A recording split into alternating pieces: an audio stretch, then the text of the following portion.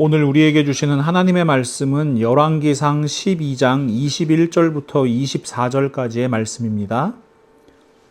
제가 하나님의 말씀을 봉독하겠습니다. 르호보암이 예루살렘에 이르러 유다 온 족속과 베냐민 지파를 모으니 택한 용사가 18만 명이라. 이스라엘 족속과 싸워 나라를 회복하여 솔로몬의 아들 르호보암에게 돌리려 하더니 하나님의 말씀이 하나님의 사람 스마야에게 임하여 이르시되 솔로몬의 아들 유다 왕 르호보암과 유다와 베냐민 온 족속과 또 그 남은 백성에게 말하여 이르기를 여호와의 말씀이 너희는 올라가지 말라. 너희 형제 이스라엘 자손과 싸우지 말고 각기 집으로 돌아가라.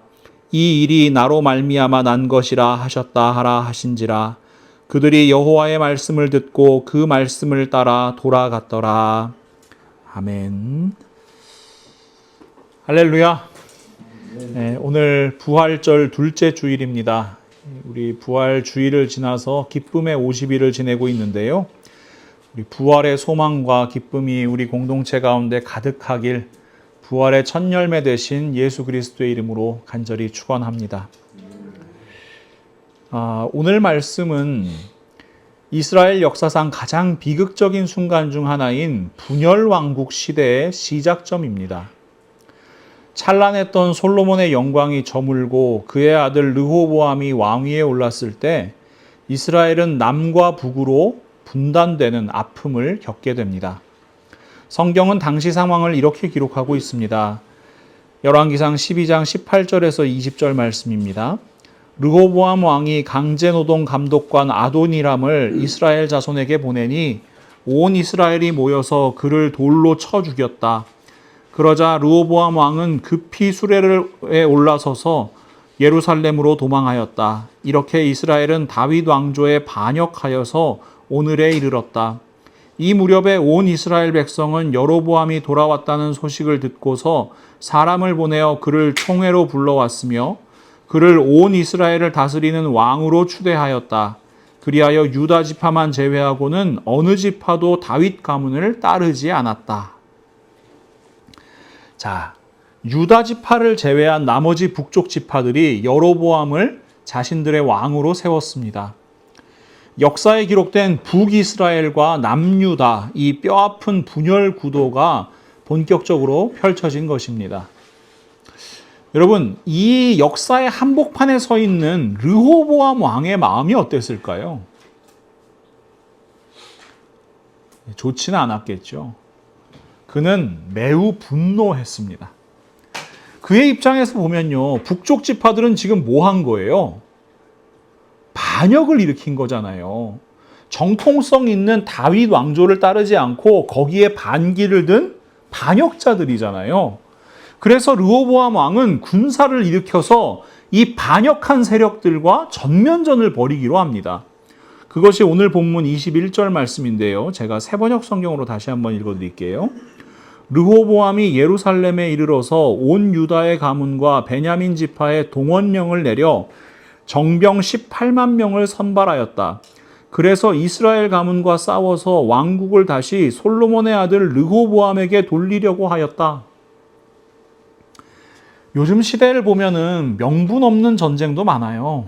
그런데 르호보암이 일으키려고 했던 이 전쟁의 명분은 비교적 명확해 보입니다. 정통성 있는 다윗 왕조, 이에 대한 반역 세력을 진압하는 것이었고요. 그리고 지금 남과 북으로 두 동강난 왕국을 어떻게 해요? 하나로 되돌리려는 통일 전쟁이었던 거죠. 그런데 말입니다. 저는 이 성경 말씀 속에 르호보암의 결연한 모습을 바라보면서 참으로 안타까움을 금할 수가 없었습니다. 18만 명의 대군을 모으는 그의 결단과 용기가 참으로 무모해 보이고 나아가서 대단히 어리석어 보였습니다. 왜 그럴까요? 그 이유를 한번 생각해 보죠. 르호보암은 지금 북이스라엘과 싸우기 위해서 정병 18만 명을 징병하였습니다. 여러분 18만 명, 와 대단하죠. 엄청난 숫자입니다. 근데요, 우리가 성경의 다른 기록들을 보면 남유다 지금 18만 명의 병력은 북이스라엘에 비해서 훨씬 적은 숫자라는 걸 알 수 있어요. 다윗 왕 말년에 이스라엘 전역에 인구조사를 실시했던 적이 있는데요. 그때 병력 보고 결과가 어떻게 되어 있느냐? 사무엘하 24장 9절과 역대상 21장 5절에 이렇게 기록되어 있습니다. 요압이 왕에게 백성의 수를 보고하였다. 칼을 빼서 다룰 수 있는 용사가 이스라엘, 여기서 북이스라엘을 의미하는 겁니다. 이스라엘에는 80만이 있고 유다에는 50만이 있었다. 요압이 다윗에게 백성의 수를 보고하였다. 칼을 빼서 다룰 수 있는 사람이 온 이스라엘에는 110만이 있고 유다에는 47만이 있었다. 자, 보세요. 사무엘 하 기록을 기준으로 보면은 북쪽 이스라엘 군대가 유다 지파보다 한 1.5배 이상 많아요. 역대상 기준으로 보면요, 2배 이상 차이가 나요. 여러분, 고대 사회에서요, 이 전투에서 병력의 규모라는 건 승패를 가르는 대단히 중요한 요소였습니다. 게다가 지금 이 군대들은 얼마 전까지 한 왕국의 군대였잖아요. 그럼 어떻겠어요? 무기도 다 비슷한 걸 들고 있을 거예요. 훈련도 비슷한 걸 받았을 거예요. 전략 전술도 비슷한 걸 교육받았을 거예요. 그러면요, 이런 게 다 비슷하다면은 싸우는데 뭐가 중요하겠어요? 머릿수가 중요한 거예요. 얼마나 많으냐, 이것이 아주 중요한 요소가 되는 겁니다. 이런 객관적인 전력 차이를 볼 때 르호보암 왕은 지금 뭘 하는 거냐? 승산이 없는 전쟁을 벌이겠다고 하는 거예요. 자기보다 2배나 더 큰 힘을 가진 상대에게 공격을 하겠다는 거예요. 사실 이거는 엄청난 용기가 필요한 일이죠. 분열된 왕국을 내 손으로 다시 하나를 만들어야 되겠다. 무력을 써서라도 잃어버린 질서와 평화를 회복해야 되겠다. 이런 명분을 가지고 르호보암은 나름대로 필사적인 용기를 한번 내보고 있는 거예요. 그런데 이 르호보암의 용기가 저는 너무나 무모하고 또한 의미 없는 것 혹은 어리석은 만용이라고 생각합니다. 사실 르호보암이 정말로 용기를 내어야 됐던 상황은요, 무기를 들고 군사를 소집하고 전쟁을 일으키려고 하는 지금 이 순간이 아닙니다. 르호보암이 진짜 용기를 내야 됐던 순간은 며칠 전이었어요. 그때가 언제입니까?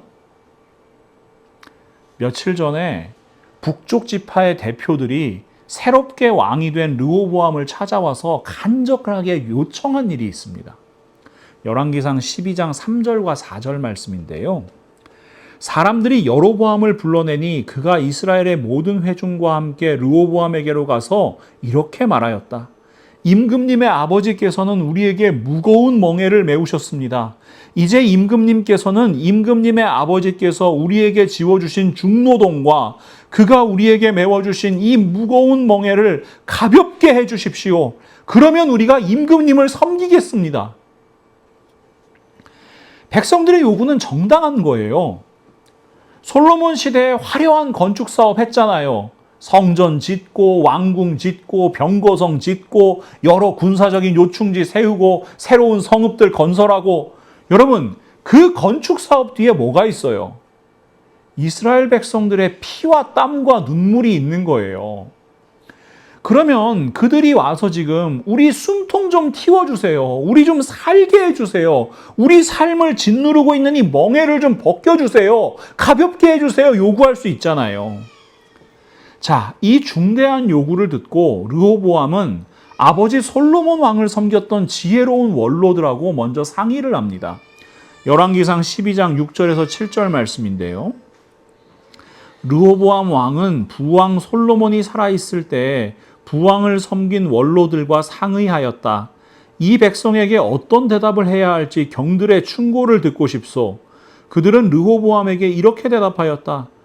임금님께서 이 백성의 종이 되셔서 그들을 섬기려고 하시면 또 그들이 요구한 것을 들어주시겠다고 좋은 말로 대답해 주시면 이 백성은 평생 임금님의 종이 될 것입니다.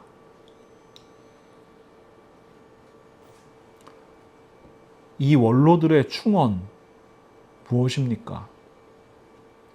왕이 백성의 종이 되어 먼저 섬기라는 겁니다. 근데 이 구약시대의 충언이 훗날 예수님께서 제자들에게 하신 말씀과 너무나 똑같죠.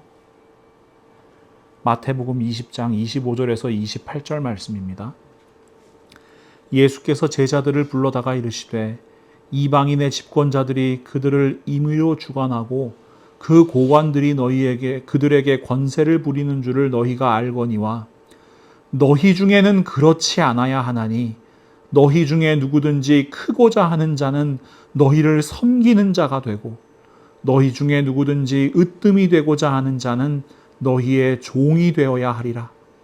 인자가 온 것은 섬김을 받으려 함이 아니라 도리어 섬기려 하고 자기 목숨을 많은 사람의 대속물로 주려 함이니라. 저는 이런 말씀을 읽으면서 성경이 66권의 책임과 동시에 한 권의 책이라는 사실을 다시 한번 깨닫게 됩니다. 자, 이 원로들의 충언대로 예수 그리스도의 말씀대로 행하려면 무엇이 필요합니까? 용기가 필요합니다. 칼을 빼드는 것보다 훨씬 더 어렵고 엄청난 용기가 필요합니다. 대체 어떤 용기입니까? 그것은 백성들 앞에서 미안합니다. 나와 내 아버지가 잘못했습니다. 라고 이야기할 수 있는 용기입니다. 아버지 솔로몬과 나의 정책적인 실패, 종교적인 타락을 비롯한 모든 잘못을 솔직하게 인정하는 용기입니다.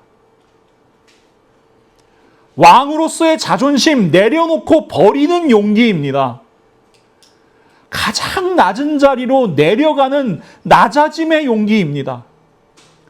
나는 세상에서 가장 높은 왕이지만 그 모든 권위와 그 자리를 꺾고 기꺼이 백성의 종이 되겠다고 결단할 용기입니다.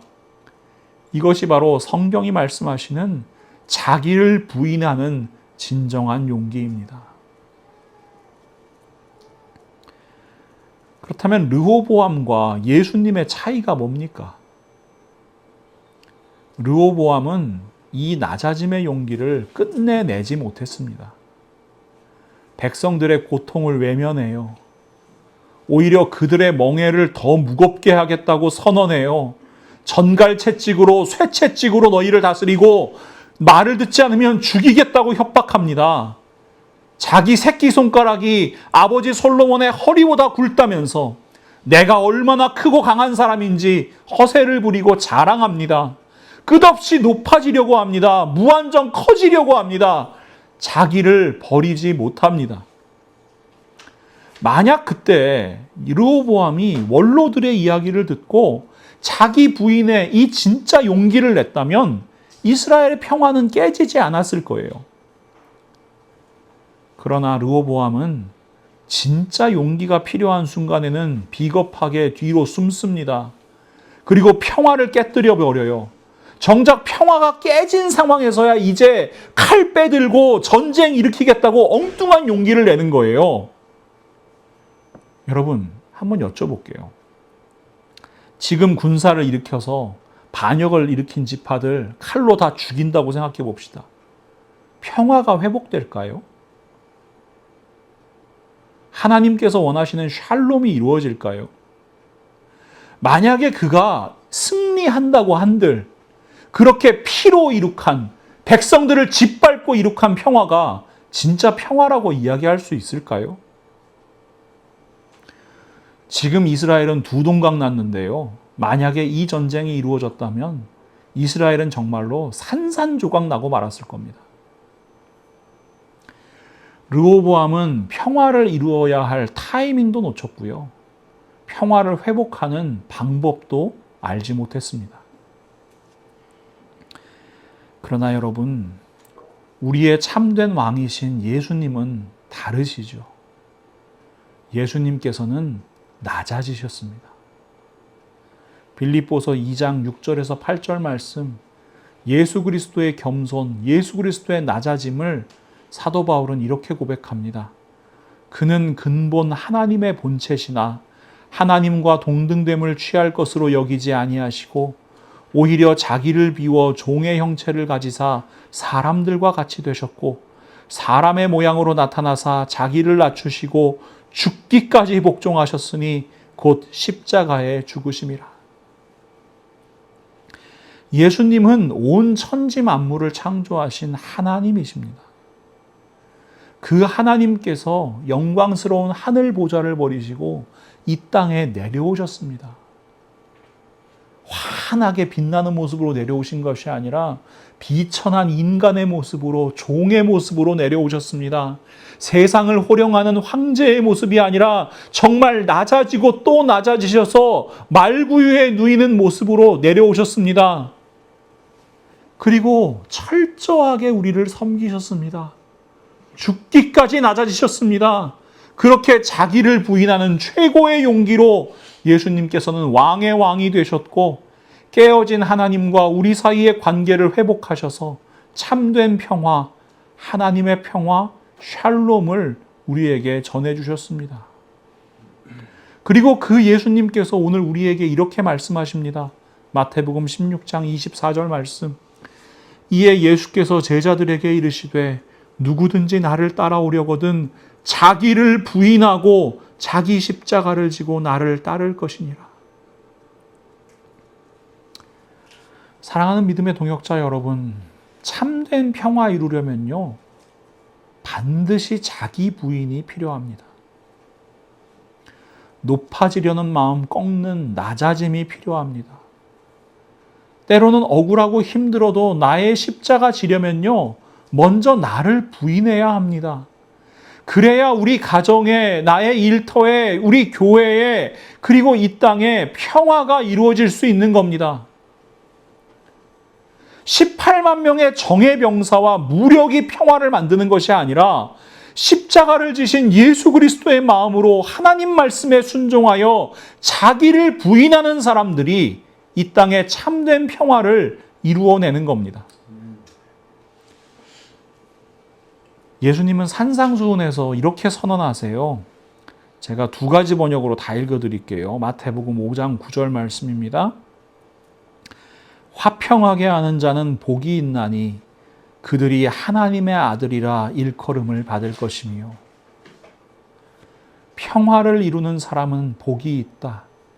하나님이 그들을 자기의 자녀라고 부르실 것이다. 하나님의 자녀, 어떤 사람들이에요? 평화를 이루는 사람들입니다. 우리가 진정 하나님의 자녀라면 마땅히 평화를 이루는 사람이 되어야 한다고 하나님께서 말씀하시는 겁니다. 그런 사람이 정말 복된 사람이라고요. 복 있는 사람이라고요.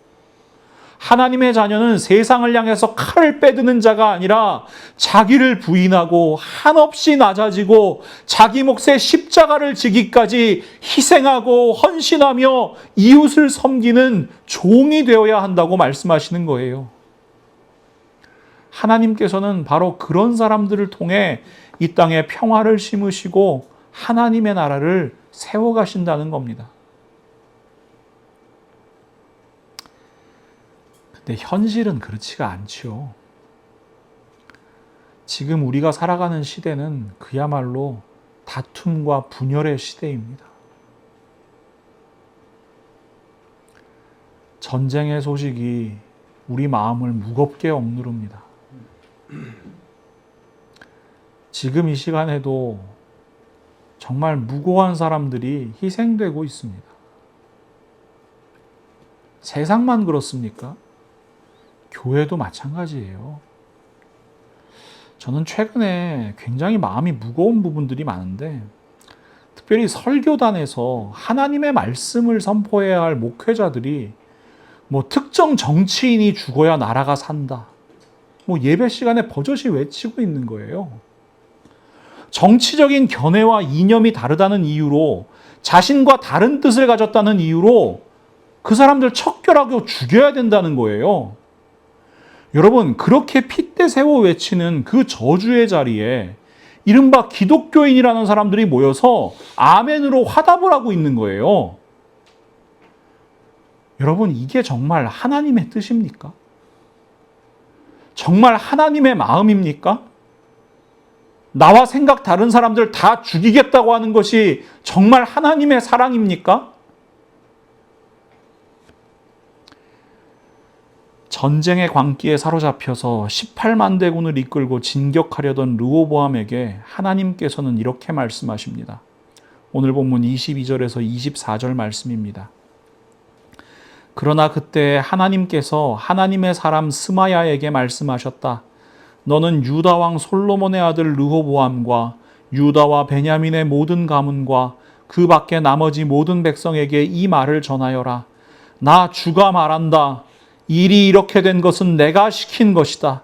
너희는 올라가지 말아라. 너희의 동족인 이스라엘 자손과 싸우지 말고 저마다 자기 집으로 돌아가거라. 그들은 이러한 주님의 말씀을 듣고 주님의 말씀에 순종하여 모두 귀향하였다. 하나님께서는 명확하게 말씀하십니다. 싸우지 말아라. 싸우지 말아라. 동족에게 칼 겨누지 말라는 겁니다. 서로 죽이지 말라는 겁니다.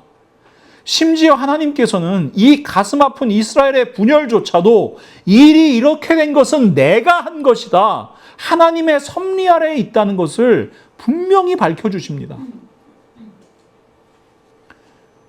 여러분, 북이스라엘과 남유다, 이제 두 나라가 됐어요. 다른 체제 안에서 살아가게 됐어요. 근데 생각해보면요, 그 다름을 인정하는 거, 거기서부터가 참된 평화의 시작입니다. 나와 다르다고 해서 적으로 규정하고 싸워 없애야 될 대상으로 인식하면요, 평화가 이루어질 수 없어요. 서로 다름을 가진 사람들이 그 다름 가운데에서 서로를 보완하고 부족함을 채워주고 때로는 인내하면서 함께 살아가는 것, 그것이 바로 하나님 아버지의 마음입니다. 여러분, 예수님께서 말씀하신 알곡과 가라지 비유 기억하시죠? 한번 묵상해 볼게요. 마태복음 13장 27절에서 29절 말씀인데요. 집주인의 종들이 와서 말하되 주여 밭에 좋은 씨를 뿌리지 아니하였나이까? 그런데 가라지가 어디서 생겼나이까? 주인이 이르되 원수가 이렇게 하였구나. 종들이 말하되 그러면 우리가 가서 이것을 뽑기를 원하시나이까? 주인이 이르되 가만두라. 가라지를 뽑다가 곡식까지 뽑을까 염려하노라. 생각해보면 우리는 종종 이 비유 속의 종들과 같은 조급함, 또 정죄함, 이런 것들을 가져요. 내 마음에 안 들고 내 기준에 부합하지 않으면 너무나 쉽게 그 사람에 대해서 가라지라고 손가락질하는 거예요. 그리고 당장 밭에 뛰어가서 그 꼴보기 싫은 가라지를 뽑아내려고 하는 거예요. 없애버리려고 하는 거예요. 그럴 가능성이 우리 마음 가운데 다분합니다. 이것이 우리의 욕망이고 정욕이잖아요. 하지만 주인의 대답을 잘 보세요. 가만두라. 내버려 두라는 겁니다. 우리는 이 가라지 비유를 원수 사랑이라는 십자가의 관점에서 해석할 필요가 있어요. 나와 정치적 견해가 다르다고, 나와 삶의 방식이 다르다고, 나와 민족과 인종이 다르다고, 나와 신앙의 색깔이 다르다고, 여러분, 무조건 배척하고 비난하고 정죄하고 싸우는 건요, 무리하게 밭에 들어가서 생명을 해치면서 이 가라지를 뽑으려고 애쓰는 교만하고 폭력적인 일입니다. 주인이신 하나님의 마음은 무엇입니까? 제가 3주 연속으로 인용하게 되는 말씀인데요. 에스겔 18장 23절에서 32절 말씀, 우리 한 목소리로 읽어보겠습니다. 나 주 하나님의 말이다. 악인이 죽는 것을 내가 조금이라도 기뻐하겠느냐? 오히려 악인이 자신의 모든 길에서 돌이켜서 사는 것을 내가 참으로 기뻐하지 않겠느냐? 죽을 죄를 지은 사람이라도 그가 죽는 것을 나는 절대로 기뻐하지 않는다. 그러므로 너희는 회개하고 살아라. 나 주 하나님의 말이다. 우리가 이 하나님의 마음을 우리 마음에 품을 때 예수 그리스도의 말씀이 우리 마음을 변화시키기 시작해요. 누가복음 6장 27절에서 28절 말씀. 그러나 너희 듣는 자에게 내가 이르노니 너희 원수를 사랑하며 너희를 미워하는 자를 선대하며 너희를 저주하는 자를 위하여 축복하며 너희를 모욕하는 자를 위하여 기도하라. 어떻게 이렇게 할 수 있어요? 못해요. 그런데 왜 원수를 사랑하고 그를 위해 기도하라고 말씀하시는 겁니까? 왜 내 마음대로 가라지를 뽑아내면 안 되는 겁니까? 하나님께서는 나의 원수, 그 가라지 같은 놈도 살기를 원하시는 분이시기 때문입니다. 예수님께서 흘리신 보혈은요, 나만을 위해서 흘리신 게 아니기 때문에 그래요. 저 쓸모없어 보이고 당장 뽑아내버려야 되는 가라지 같은 사람도 하나님의 은혜와 하나님의 사랑, 그 십자가의 능력으로 변화시켜 풍성한 알곡 만드실 수 있는 분이 하나님이시라는 것을 믿어야 하기 때문입니다. 우리는 자꾸만 교만해서요, 나는 알곡인 줄 알아요. 나는 원래 알곡인 줄 알아요. 근데 생각해 보면요, 우리도 다 죄인이었습니다. 쓸모없는 죄인이었습니다. 뽑혀서 불에 던져져야 될 사람들이었습니다. 그런데 우리를 변화시켜 알곡 삼아 주신 것, 우리에게 생명 주신 것, 우리에게 구원 주신 것, 그것이 바로 예수 그리스도의 십자가 능력이요, 그 보혈의 사랑임을 우리는 고백해야만 합니다. 그러니 여러분, 더 이상 나의 기준과 나의 잣대로 내 마음대로 가라지라 정죄하며 뽑아버리고 내 마음대로 칼을 들어 죽이는 일을 멈추어야만 합니다. 이 땅의 모든 영혼이 구원받고 생명을 얻어 모두 함께 살아가기를 바라시는 그 크신 하나님 아버지의 마음을 우리도 품어야만 합니다. 그 마음으로 나를 힘들어하는 누군가를 위해 기도하고 용서하고 끝까지 사랑할 수 있는 용기를 가져야 합니다. 내 생각과 다른 사람들 존중하고 포용하고 끌어안아 줄 수 있는 용기, 그 진정한 용기로 살아가는 사람들이 바로 그리스도인입니다. 태초에 하나님께서 천지를 창조하실 때를 한번 떠올려 보십시오. 창세기 1장 31절 말씀. 하나님이 지으신 그 모든 것을 보시니 보시기에 심히 좋았더라. 하나님께서 감탄하시는 거예요. 보시기에 심히 좋았더라. 그런데 그 감탄 앞에 무엇이 전제되어 있습니까? 하나님이 지으신 그 모든 것을 보시니입니다. 하나님께서 어떤 건 보시면서 내가 진짜 잘 만들었다. 어떤 건 보시면서 저건 내가 만들었지만 저건 왜 그러지? 이러지 않으셨다는 거예요. 어느 하나 똑같은 것이 없어요. 해와 달, 동물, 식물, 우리 사람도 다 다릅니다. 여러분, 한 사람도 똑같은 사람 없어요. 이 세상은 처음부터 철저하게 다양성을 전제로 창조되었습니다. 획일적인 하나가 아니라 수많은 다름이 모여 완벽하게 조화를 이루는 상태, 그것이 하나님께서 보시기에 심히 좋았던 창조의 원형임을 기억하십시오. 이것이 바로 하나님의 평화, 샬롬의 모습입니다. 그래서 우리 시선이 달라져야 해요. 나의 좁은 시각이 아니라 하나님의 시각으로 이 세상과 이웃을 바라볼 때 하나님의 평화, 샬롬을 이룰 수 있음을 잊지 마십시오. 말씀을 맺겠습니다. 오늘 말씀 길게 풀어봤지만 한마디면 충분합니다. 싸우지 마십시오. 이것이 우리를 향하신 하나님의 마음입니다.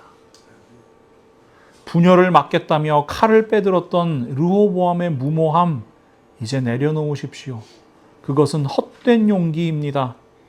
대신에 내가 먼저 무릎 꿇고 내가 먼저 십자가를 지고 내가 먼저 종이 되고 죽기까지 사랑하셨던 예수 그리스도의 그 위대한 자기 부인의 용기 가슴에 품으시기를 바랍니다. 다름을 다툼으로 변질시키지 마시고 상호 존중과 사랑으로 끌어안는 우리가 되었으면 좋겠습니다. 우리가 십자가의 사랑으로 서로를 용납할 때 하나님께서 가라지도 알곡으로 변화시키시는 기적을 우리의 삶 가운데 그리고 분열된 세상 가운데 일으키실 줄을 믿습니다. 우리 한 사람 한 사람을 통해 하나님의 평화 샬롬을 이 땅에 이루실 줄을 믿습니다.